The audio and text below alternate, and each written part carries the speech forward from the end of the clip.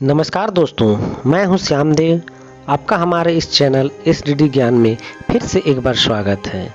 जैसा कि थोड़ा मेरा लेट हुआ है नोटिफिकेशन के लिए, मैं अभी बात करने वाला हूं SSC CGL को लेकर के। CGL ने जो नोटिफिकेशन जारी कर दिया है, इसी से संबंधित मैं कुछ बातों को रखना चाहूँगा। आशा है कि आपने उस नोटिफिकेशन को पहले ही देख चुका है, लेकिन फिर भी मैं एक आपको थोड़ा समझाने का प्रयास करूंगा। सबसे बड़ी बात है इसमें कि किसी भी एग्जामिनेशन में ना उसे सिलेबस पे ध्यान दिया जाता है कि उसका सिलेबस कहाँ से कहाँ तक है और कैसे वो कैसे कैसे सिलेबस में पढ़ने को बोल रहे हैं। ठीक है, हमें बहुत नॉलेज है, लेकिन पढ़ने तो हमें सिलेबस से ही है, तो उसी से रिलेटेड मैं जानकारी लेकर के आया हूँ। मैं प्रयास करूँगा कि सिलेबस और क्या इसके नियम रूल्स दिए हुए क्या, जैसा कि हम लोग देख सकते हैं detail of the post following are the likely post that will be filled up through this examination. कहता है ये सारे जो पोस्ट हैं इसी के बारे में यहाँ चर्चा करने हैं। कहता है पे लेवल हम लोग यहाँ देख सकते हैं, पे लेवल इस तरह का पे लेवल 7th में आगे 44,900 से 1,42,400 तक का दिया, जिसमें देख सकते हैं हम लोग कि 1 नंबर पोस्ट में असिस्टेंट ऑफिसर है, 2 नंबर में भी असिस्टेंट ऑफिसर है, सेक्शन असिस्टेंट ऑफिसर है, 3 नंबर में है। इस तरह से सभी के सभी ऑफिसर ग्रेड के हैं और ये सभी के सभी ग्रुप बी में आ रहे हैं, सभी के सभी ग्रुप बी में ही आ रहे हैं।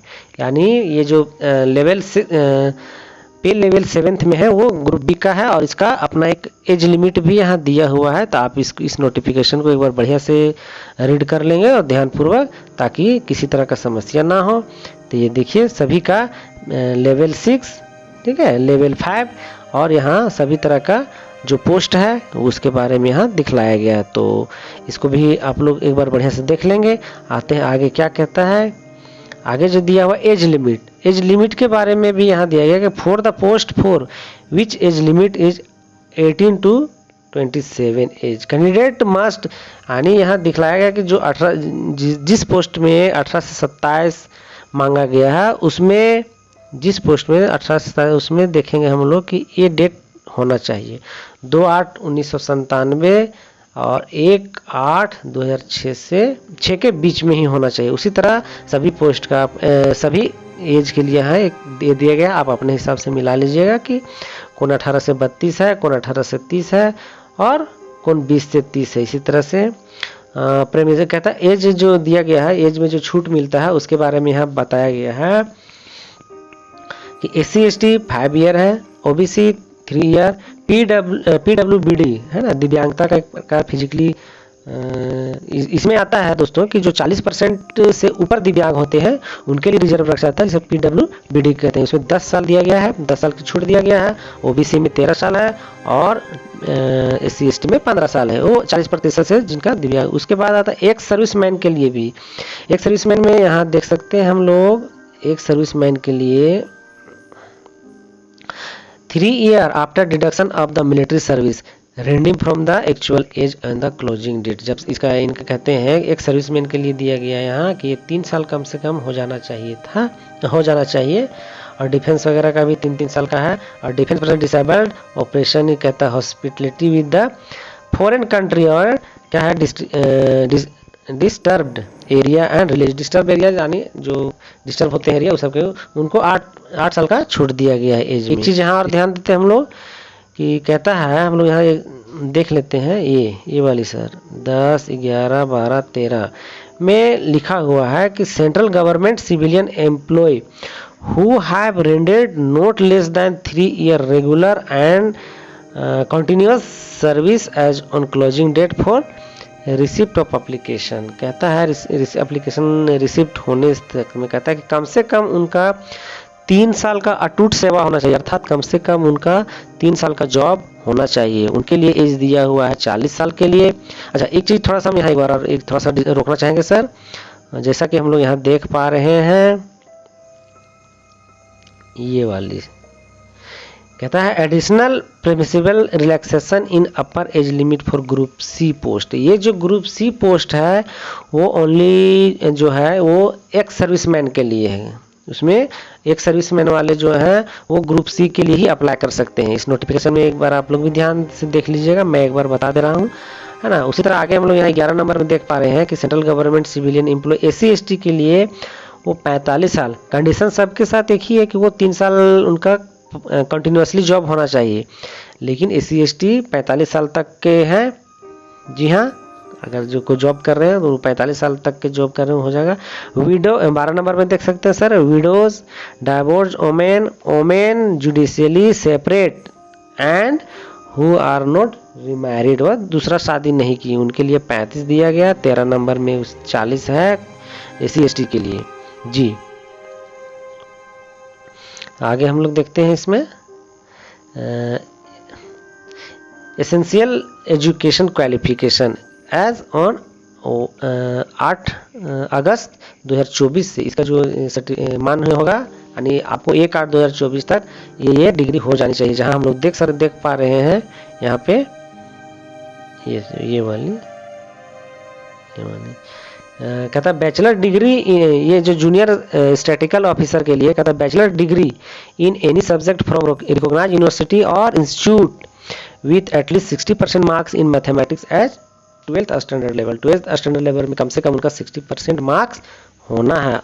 उसमें फिर एक और करके भी दिया गया, हम लोग यहाँ देख सकते हैं, और अथवा bachelor degree in any subject with statistics one of the subject at degree level. जो स्टैटिकल के भी जो हम लोग बात कर रहे थे, स्टैटिकल ऑफिसर के लिए उनको डिग्री सब्जेक्ट विथ स्टैटिक्स उनका सब्जेक्ट में होना ही होना है, वो मस्ट है। 8.2 में हम लोग देख सकते हैं स्टैटिकल इन्वेस्टिगेटर ग्रेड 2 वाले में है, बैचलर डिग्री है। फिर 8.3 में है research assistant national human right education essential qualification है बैचलर डिग्री फ्रॉम रिकॉग्नाइज्ड, यानी कहने वाले सभी के सभी बैचलर हैं। और बाकी ये तीन छोड़ करके ऑल पोस्ट, यहाँ ऑल अदर पोस्ट, ठीक है, हम लोग यहाँ देख लेते हैं। कहता bachelor degree from recognised university और इक्विवेलेंट, बाकी सभी पोस्ट के लिए बैचलर होने, अर्थात यहाँ कह सकते हैं हम कि इस पोस्ट के लिए सिर्फ और सिर्फ बैचलर डिग्री यानी ग्रेजुएशन ही मस्ट है। उससे नीचे के लोग इसको नहीं अप्लाई कर पाएंगे, नहीं इस जॉब के लिए वह अप्लीकेबल है।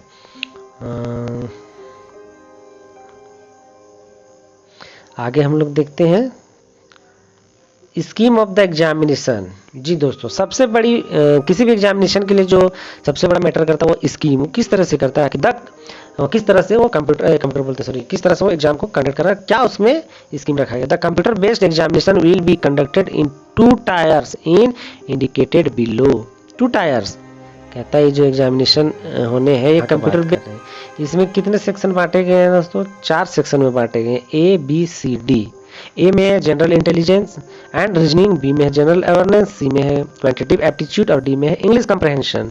जैसा कि हम लोग यहाँ देख पा रहे हैं ये सभी के सभी पोर्शन से 25-25 क्वेश्चंस होंगे और एवरी क्वेश्चन जो होंगे 2 मार्क्स के होंगे, अर्थात 2-2 नंबर के होंगे। तो यहाँ ये चारों मिला करके हो जा रहे हैं 100 क्वेश्चन और मार्क्स इनके हो जा रहे हैं 200। मार्क्स इनके हो जा रहे हैं 200। और इसमें सबसे बड़ी बात है दोस्तों कि इनका टाइमिंग जो है वो मात्र 1 घंटा है। इसका टाइमिंग मात्र 1 घंटा है। इस 1 घंटे में हमें 200 क्वेश्चन सॉल्व करने हैं। इसमें दिया है कि tyre 1 will be consist of objective type multiple choice question, अर्थात ये सारे के सारे मल्टीपल चॉइस क्वेश्चन रहेंगे, यानी रहेंगे 4 ऑप्शंस होंगे, आपको अति करने हैं। और कहता है कि question will be set both in English and Hindi, exception English और हिंदी छोड़। कहता है कि सारे क्वेश्चन हिंदी और इंग्लिश में रहेंगे, हिंदी और इंग्लिश को छोड़कर, चूंकि इंग्लिश के क्वेश्चन सिर्फ इंग्लिश में रहेंगे और हिंदी के क्वेश्चन सिर्फ हिंदी में रहेंगे, बाकी सभी क्वेश्चन हिंदी और इंग्लिश में रहेंगे। यहाँ अब हम लोग आते हैं दोस्तों मेन पॉइंट पर, ये वाली ए कहता there will be negative marking of 0.5 for each wrong answer. जी हाँ, 0.5 नेगेटिव मार्किंग है 0.5, यानी आप एक क्वेश्चन गलत करते हो तो आपके आधे नंबर काटे जाएंगे, 0.5 मार्क्स काटे जाएंगे। इसका हम लोग ख्याल रखेंगे कि नेगेटिव मार्किंग एग्जामिनेशन है। ये तो हो गया टायर 1 का है, जिसमें बता दिया कि 4 सेक्शन से है, 25 चौके 100 क्वेश्चन है, 200 मार्क्स है, 1 घंटा का समय है, और अगर आप नेगेटिव आंसर देते हो तो एक क्वेश्चन से आधा मार्क्स काटा जाएगा। चलिए अब हम लोग आते हैं यहाँ टायर 2 के। टायर 2 में दोस्तों पेपर 1 में देखिए यहाँ जो समय दिया गया है, इसमें टायर 2 का जो टाइमिंग है हम लोग देख सकते हैं 2 घंटा 15 मिनट है, 2 घंटे 15 मिनट। अब ये इसके बारे में देख लेना में क्या कहता है कि सेक्शन 1 और 2 सेक्शन में बांटा गया है। जैसे मॉड्यूल 1 में मैथमेटिकल एबिलिटीज है और मॉड्यूल 2 में रीजनिंग एंड जनरल इंटेलिजेंस है, जो इसमें 30 और 30 मार्क्स के हैं। इसमें एक बदलाव है कि ये एक क्वेश्चन जो होंगे 3 मार्क्स के होंगे। एक क्वेश्चन अभी हमने जो टायर 1 में बात किए थे कि एक क्वेश्चन 2 मार्क्स के होंगे, ये जो होंगे ये 3 मार्क्स के होंगे पेपर 1। टायर 2 का पेपर 1 जो होंगे हर मॉड्यूल हर क्वेश्चन की वैल्यू 3 मार्क्स होंगे, ठीक है। तो हम लोग देख ले रहे हैं इसको, और आगे भी है, ये देखिए सेक्शन 2 से है इंग्लिश लैंग्वेज एंड कंप्रहेंशन और मॉड्यूल 2 से जनरल अवेयरनेस। ये है 25 और 45 70 क्वेश्चन यहाँ से रहेंगे। ये देख लीजिए 70 क्वेश्चन है, और हमने जैसा कि बताया है कि एक क्वेश्चन 3 मार्क्स के हैं, तो अर्थात 7 या 21 210 नंबर के ये क्वेश्चन है, ठीक है। हम लोग यहाँ तक का कोई कंफ्यूजन नहीं होना चाहिए। सेक्शन 3 में है ये जैसा कि हम लोग देख रहे हैं यहाँ पे सेक्शन 3 20 मार्क्स का ये भी है, 20 मार्क्स और 20 क्वेश्चन इससे भी रहेंगे, और 20 3 60 यानी ये 60 नंबर का। इसमें थोड़ा हम लोग ध्यान देंगे यहाँ पे कि जो सेक्शन 2 में 15 मिनट जो दिया ये है, कहता है यहाँ हम लोग एक बार इसको ध्यान से पढ़ लेंगे, इसके बारे में कह रहे हैं। कहता है module data entry speed test module 1 data entry task, उसके लिए 15 मिनट दिया गया है, जिसमें कहता है कि 1 डाटा एंट्री टास्क, एक टास्क दिया जाएगा उसको डाटा एंट्री करना है, ठीक है। अब पेपर 2 में देख ले, जैसा कि हम लोग देख पा रहे हैं पेपर 2 में ये स्टैटिक्स है। पेपर 2 में स्टैटिक्स है, 100 मार्क्स के हैं, और हर क्वेश्चन जो है 2 मार्क्स के, अर्थात ये 100 क्वेश्चन इंटू 2 अर्थात 200 नंबर के ये रहेंगे, ठीक है। और यहाँ थोड़ा सा फिर हम लोग यहाँ पढ़ते हैं, इसको देख लेते हैं कि tyre 2 will be include conducting of paper 1 and paper 2 in separate shift. एक ही शिफ्ट में टायर 1 पेपर 1 और पेपर 2 हो जाएंगे, ठीक है। लेकिन paper 1 is compulsory for all the post, जो पेपर 1 है वो सभी पोस्ट के लिए कंपलसरी है, लेकिन paper 2 will be for only those candidate who apply for the post of junior, ये देखिए post of junior statistical officer JSO। कहता है पेपर 1 तो सभी के लिए कंपलसरी है, लेकिन पेपर 2 में वही बैठेंगे जो JSO के लिए भरेंगे, जूनियर स्टैटिकल ऑफिसर के लिए भरेंगे जी। इसका भी हम लोग उसमें ज़्यादा दिमाग ना लगाएंगे, क्योंकि इसीलिए बोला गया था कि जो पेपर 2 रखेंगे वो स्टैटिक्स, यहाँ पे स्टैटिक्स का उसके स्टैटिक्स से ही क्वेश्चन रहेंगे, और वो 100 क्वेश्चन रहेंगे और 200 मार्क्स होंगे उसमें। इधर हो गया in the register general opinion post.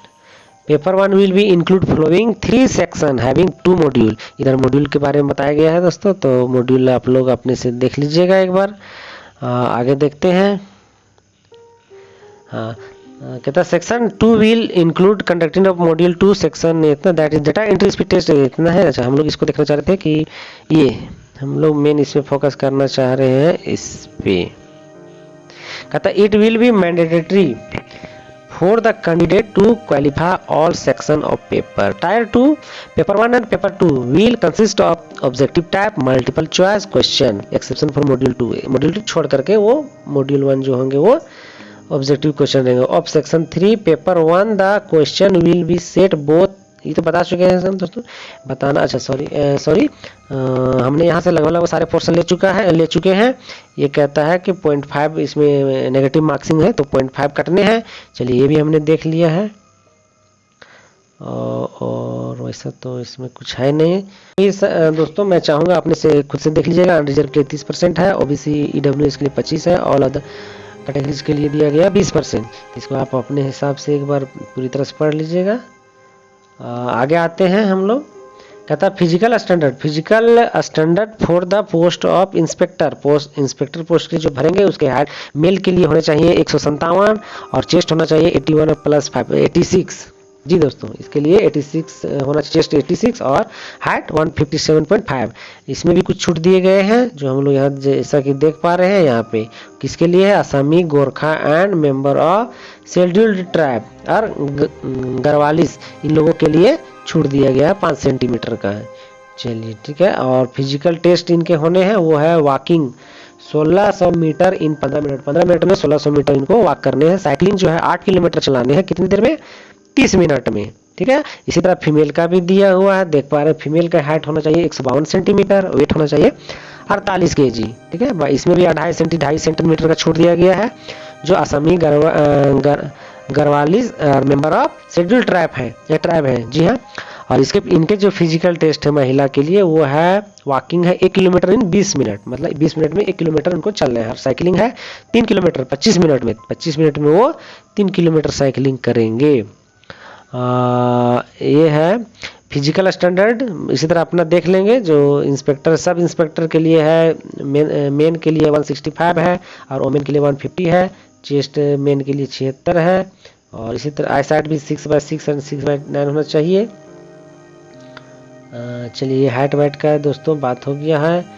अब जो मेन इसको कंबाइंड ग्रेजुएशन लेवल 2024 में कहता है date for submission of online application जो इनका जारी हो चुका है, अर्थात ये 24 तारीख से इसका फॉर्म भरा रहा है। 24/6/24 से लेकर के 24/7/2024 तक फॉर्म इसका सबमिट कर सकते हैं, हम लोग ऑनलाइन कर सकते हैं। Last date and time for receipt of online application, last कहता है कि 24 तारीख तक 11 बजे रात तक इसका फॉर्म को हम लोग अप्लाई करते हैं, सबमिट कर सकते हैं। लास्ट आगे कहता है last date and time for making online fee payment जो है, अच्छा इसमें हमने तो फी पेमेंट के बारे में बताया नहीं, इसमें आप देख लीजिए नोटिफिकेशन में। फी जो है जनरल के लिए 100 रुपीज़ दिया गया है, बाकी सबों के लिए इसमें फी माफ किया गया है जी। सिर्फ जनरल वालों को 100 रुपीज़ का फी देना है। तो फी देने का इसमें जो है 25/7/2024 को रात 11 बजे तक फीस आप जमा कर सकते हैं। फॉर्म आप 24 तारीख की 11 बजे रात तक भरिएगा, लेकिन पेमेंट लास्ट 25/7/2024 तक करने का दिया गया है। और dates of window of application form correction के लिए टाइम दिया गया है 10/8 से 11/8 तक, यानी मात्र 2 दिन का दिया गया है। और tentative schedule of tyre 1 examination जो होने का जो एक टेंटेटिव डेट दिया गया है, एक अनुमानित तारीख दिया गया है, वही मंथ दिया गया सितंबर-अक्टूबर 2024 में होने हैं टायर 1 का, और टायर 2 का दिसंबर 24 तक ये डेट दिया गया है। तो दोस्तों मैं आप लोगों को फिर से बताना चाहूँगा कि बहुत अच्छा मौका है, हाथ से निकलने ना दीजिए, आप इसकी तैयारी करिए। Thanks for watching my video दोस्तों। अगर